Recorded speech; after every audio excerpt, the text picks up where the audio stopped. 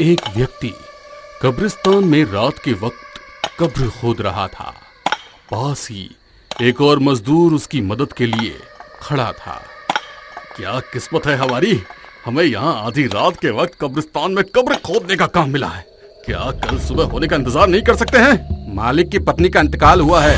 वो तो गनीमत मानो कि लोक लाज से उन्होंने उसकी अंतिम विदाई का समय कल सुबह का रखा है, वरना वो तो उस रात में ही दफना कर अपने काम से फारिग हो जाते। छोड़ना कासिम, हमें क्या, हमें तो डबल मजदूरी मिल रही है ना, अपने काम से काम रखते हैं। चारों ओर भयंकर अंधेरा और जानवरों की आवाज पूरे माहौल को कितना डरावना बना रही है। मगर इन सब बातों से उन लोगों को क्या मतलब? बड़े लोग और उनकी बातें, बड़े लोग और उनकी बड़ी बड़ी बातें। हम गरीबों से कम इंसानियत तो जिंदा है।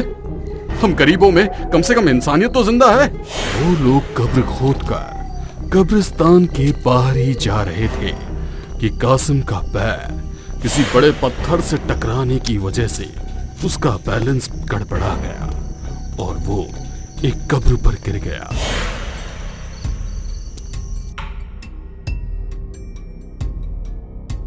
वो डर के कारण जोर से चीखा। उसकी चीख सुनकर वो मजदूर पलटकर उसे देखने लगा। क्या हुआ? अरे यार, किसी ने मेरा पैर पकड़ लिया है। मजदूर डरते हुए उसके पैरों के पास गया और जोर जोर से हंसने लगा। अरे किसी ने तुम्हारा पैर नहीं पकड़ा है, बल्कि तुमने ही किसी की छाती पर पैर रख दिया है, देखो। उस मजदूर की बात सुनकर जैसे ही कासिम पलटकर देखता है तो उसे भी हंसी आ जाती है। वो कब्र से अपना पैर बाहर निकालने की कोशिश करता है। जैसे ही उसका पैर कब्र से बाहर आता है, उन लोगों को किसी के जोरों से हंसने की आवाज आने लगी। रात के भयंकर सन्नाटे में इस तरह की आवाज उन लोगों के शरीर में डर के कारण ठंडी लहर दौड़ जाती है। तभी उस टूटी हुई कब्र में से एक काला धुआं निकलकर कासिम के शरीर में समा गया। इस कारण वो वहीं बेहोश हो गया। कासिम की ये हालत देखकर वो मजदूर वहां से भाग जाता है। कुछ देर बाद जब कासिम को होश आता है तो उसकी आंखें लाल लाल अंगारों की तरह दहक रही थी। वो अपने एक पैर को घसीटता हुआ अपने घर आ जाता है। सुबह वो मजदूर कासिम के घर आकर उसके घर वालों को सब बताने ही वाला था कि सामने कुर्सी पर उसे कासिम बैठा हुआ नजर आया। अरे तुम तो यहाँ हो, मुझे रात भर तुम्हारी चिंता हो रही थी। कासिम ने उसकी बात का कोई जवाब नहीं दिया। वो गुस्से में ही उसकी तरफ देखता रहा। कासिम, अब चलो भी, एक और कब्र खोदने की खबर आई है। कब्र का नाम सुनकर उसकी आंखें लाल हो गई। वो किसी मशीन की तरह बिना कुछ बोले उस मजदूर के पीछे पीछे जाने लगा। मजदूर एक जगह की तरफ इशारा करके बोला, हमें यहीं पर कब्र खोदनी है।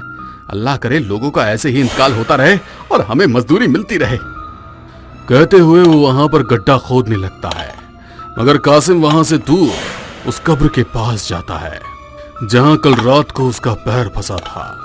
वो उस कब्र को ही खोदने लग गया।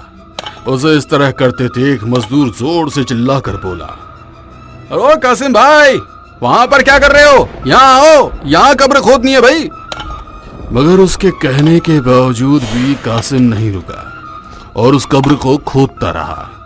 कब्र खोदते खोदते वो लाश तक पहुंच जाता है। लाश पूरी तरह से सड़ चुकी थी। उस पर कई सारे कीड़े चल रहे थे। मजदूर भागते हुए वहां आया और उसे लाश की हालत को देखकर जोर से चीख पड़ा, ये क्या कासिम भाई, गड़े हुए मुर्दे को ही बाहर निकाल लिया? किसी ने तुम्हें यहाँ पर ये सब करते हुए देख लिया तो कब्रिस्तान में घुसने भी नहीं देंगे।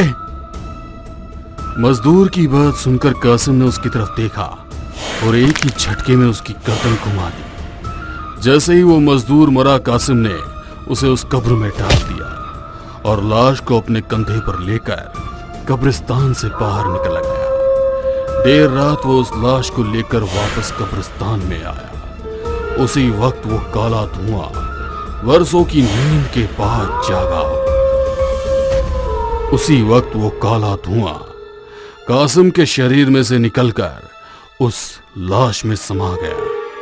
लाश इस तरह अंगड़ाई लेकर उठी कि मानो बरसों की नींद के बाद जगी हो। उसने अपने शरीर पर चल रहे कीड़ों को अपनी जीभ से चाटा और फिर अपनी लाल आंखों से कासिम की तरफ देखने लगा। कासिम अभी तक बेहोश था। उस लाश ने पास की एक कब्र को खोदा। वहां 2 दिन पहले ही किसी को दफनाया गया था। उसने उस लाश को चीरकर कच्चा ही चबा लिया। वो लाश दोबारा कब्र में समा गई और वो साया कासिम। अगली सुबह पूरे शहर में हल्ला मचा हुआ था। किसी जानवर ने बड़ी ही बेरहमी से कब्र को खोदकर लाश को निकालकर चबा लिया। अब तो ये रोज का ही हो गया था। कासिम को होश ही नहीं था कि उसके साथ क्या हो रहा है। एक रात तो उसने कब्रिस्तान के चौकीदार को ही मारकर कच्चा खा लिया। पूरे शहर में अफरा तफरी का माहौल है। हर दिन कब्रिस्तान से एक लाश गायब हो रही थी और आज तो हद ही हो गई। किसी ने कब्रिस्तान के चौकीदार को ही मार दिया है। पुलिस डिपार्टमेंट क्या कर रहा है? आज पूरी तबाही कब्रिस्तान में मची हुई है। भगवान ना करे यदि शहर में ये तबाही मच गई तो कौन जिम्मेदार होगा? आम जनता आप लोगों से सवाल पूछ रही है, जवाब दीजिए। कहते हुए रिपोर्टर ने अपना माइक पुलिस वाले के सामने कर दिया। देखिए, हम लोग पूरी तरह से जांच पड़ताल कर रहे हैं, मगर कुछ भी सुराग हाथ नहीं लग रहा है। जैसे कुछ पता चलेगा आपको बता दिया जाएगा, मगर अभी आप इस तरह की रिपोर्टिंग करके लोगों को मत डराइए, ठीक है? लगातार 8वां केस हो गया, मगर कोई भी सुराग नहीं मिल रहा है। क्या करें, कुछ समझ में नहीं आ रहा। सर, वैसे भी ये जो कुछ भी हो रहा है कब्रिस्तान में ही हो रहा है, इसलिए मुझे तो लगता है कि किसी बुरी आत्मा का काम है। यदि हम लोग ही इस तरह की बात करेंगे तो आम जनता क्या कहेगी? हमारा काम अफवाहों को दूर करना है, ना कि अफवाहों को हवा देना।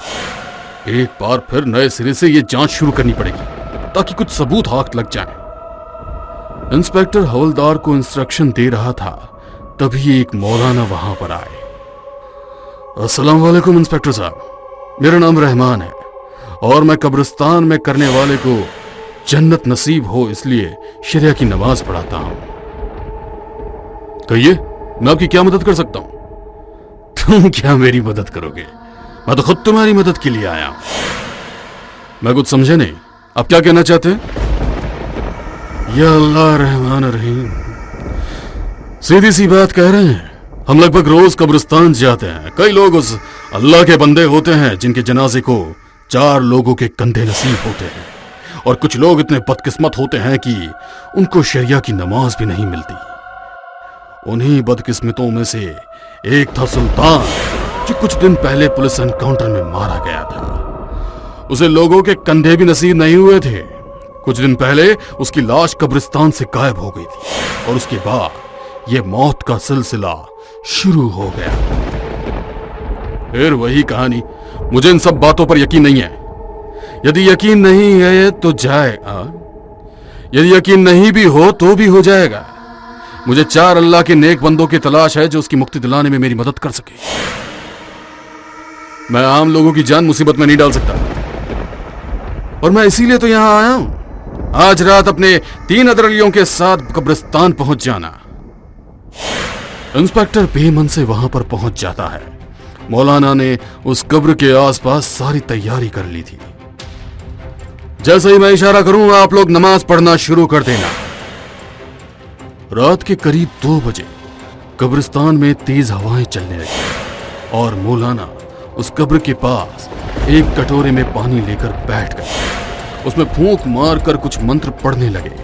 जैसे जैसे वो फूंक मार रहे थे, पूरा पानी लाल होता गया। उन्होंने उस लाल पानी को उस कब्र के ऊपर उलट दिया। जैसे उन्होंने ऐसा किया, एक तेज चीख के साथ वो लाश उस कब्र से बाहर आ गई। साथ ही वहां पर कासिम भी आ चुका था।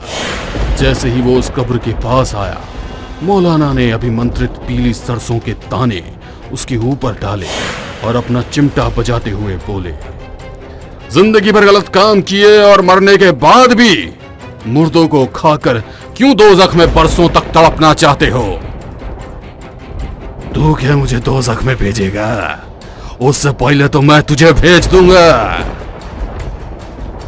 कहते हुए वो लाश जैसे ही मौलाना की ओर आई, उन्होंने अपने मोर पंख की झाड़ू से मंत्र पढ़ते हुए उसकी आत्मा की मुक्ति के लिए कलमा पढ़ना शुरू किया।